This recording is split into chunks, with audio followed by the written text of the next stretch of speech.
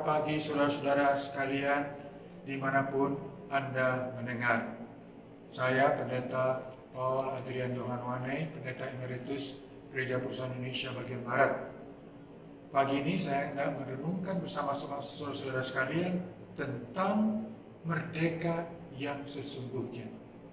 Sebelum kita membaca Alkitab dari Injil Yohanes pasal 8 ayat 30 sampai 32, mari kita berdoa dulu.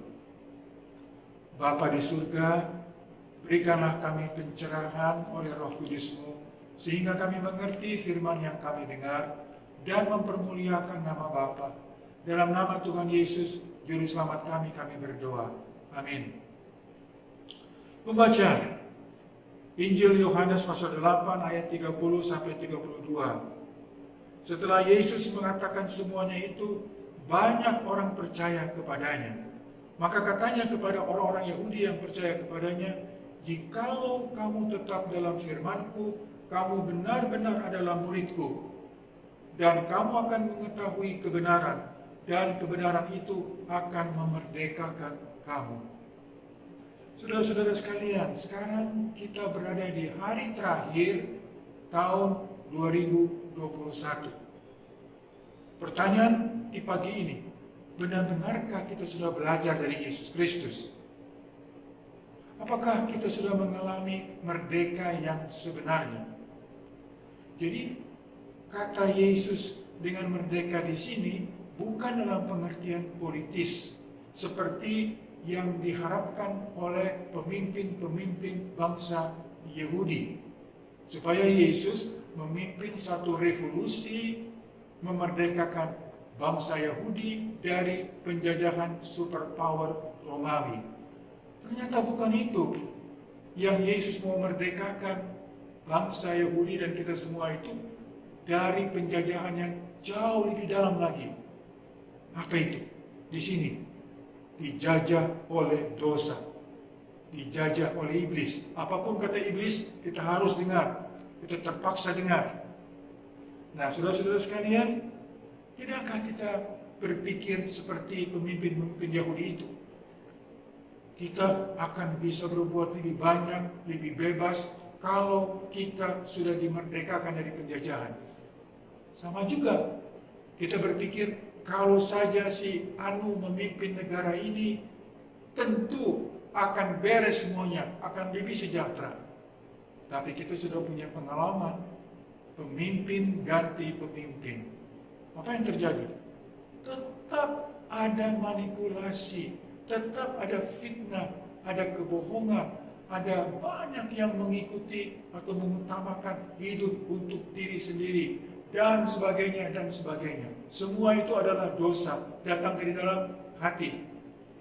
Secara politis, Indonesia sudah merdeka 76 tahun. Tapi, belum merdeka sesungguhnya dalam pengertian Yesus. Saudara-saudara sekalian, kenapa?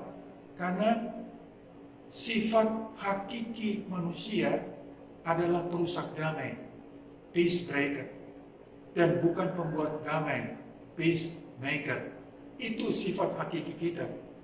Dan kemerdekaan yang jauh lebih penting lagi yang Yesus bawa adalah kemerdekaan dari perhambaan dosa. Bagaimana caranya? Dengarkanlah penjelasan Tuhan Yesus tentang caranya dia memerdekakan dengan sesungguhnya. Kalau kita baca ayat 31, maka katanya kepada orang-orang Yahudi yang percaya kepadanya, "Jikalau kamu tetap dalam firman-Ku, kamu benar-benar adalah murid-Ku." Artinya, tidak setiap orang yang mengikuti Yesus adalah benar-benar muridnya.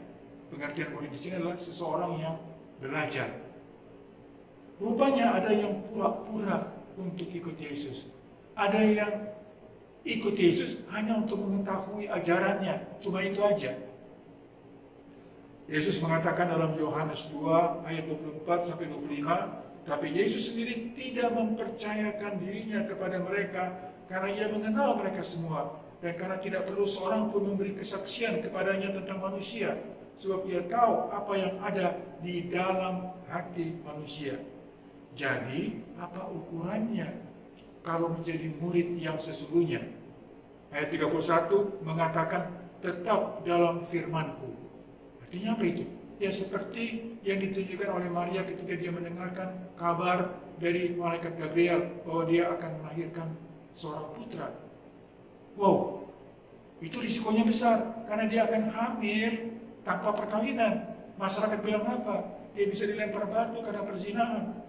Tapi dia dengar, dia percaya, dan dia lakukan. Dia jawab kepada malaikat itu, sesungguhnya aku ini hamba Tuhan. Jadilah padaku menurut perkataanmu itu.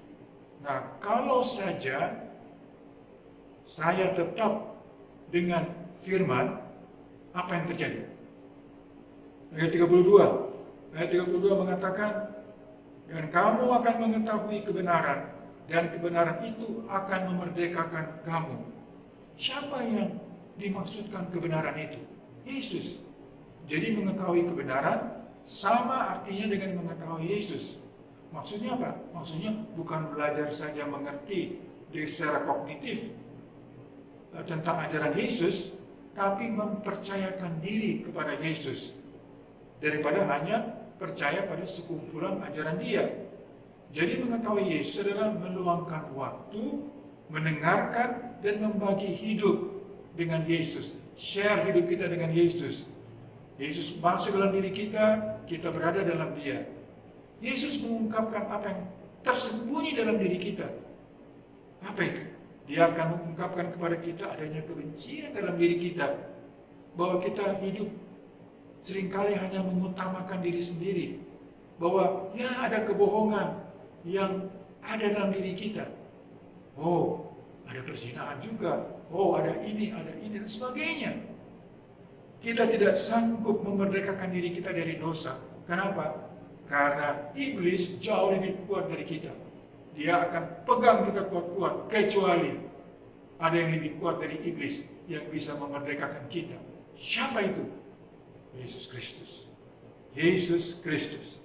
Yesus tidak saja mengampuni dosa kita, tapi dia membebaskan kita dari penjajahan dosa dan membuat kita merdeka dan ikut dia. Ayat 36, saudara-saudara sekalian mengatakan begini, jadi apabila anak itu memerdekakan kamu, kamu pun benar-benar merdeka. Jadi kebenaran itu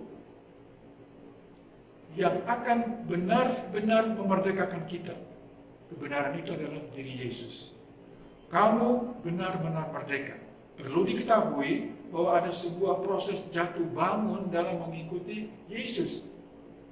Dan itu, perubahan itu bukan terjadi dalam satu malam. Kita tidak bisa mengusir semua hal-hal yang tak berkenan kepada Tuhan hanya dalam satu malam. Kehidupan kita yang dikuasai oleh hal-hal yang tidak berkenan kepada Tuhan dan yang telah memenjarakan kita, apapun nama perangkap itu, dalam nama Tuhan Yesus, kita menghadapinya. Kita dapat mengatakan tidak, lalu kita meninggalkan perangkap itu. Kita merdeka. Dalam perjalanan bersama Tuhan Yesus, kita harus dibantu oleh Roh Kudus.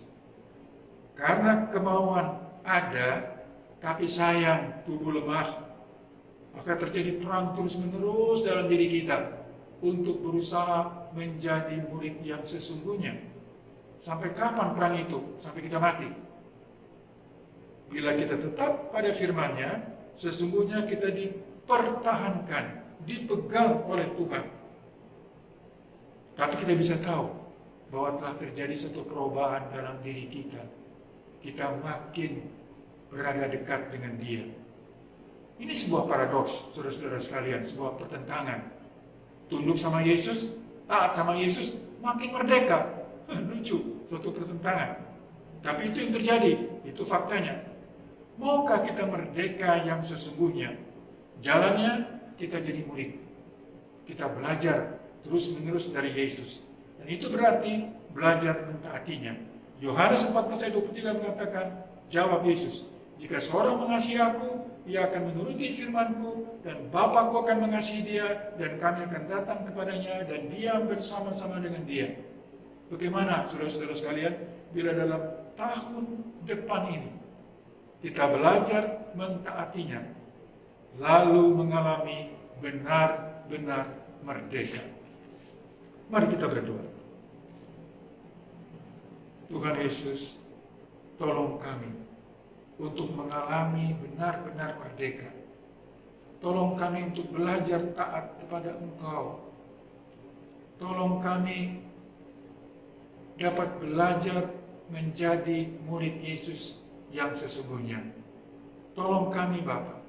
Terima kasih kami sudah sampai di ujung tahun 2021. Kami mengalami banyak sekali air mata, kehilangan, beratnya beban hidup.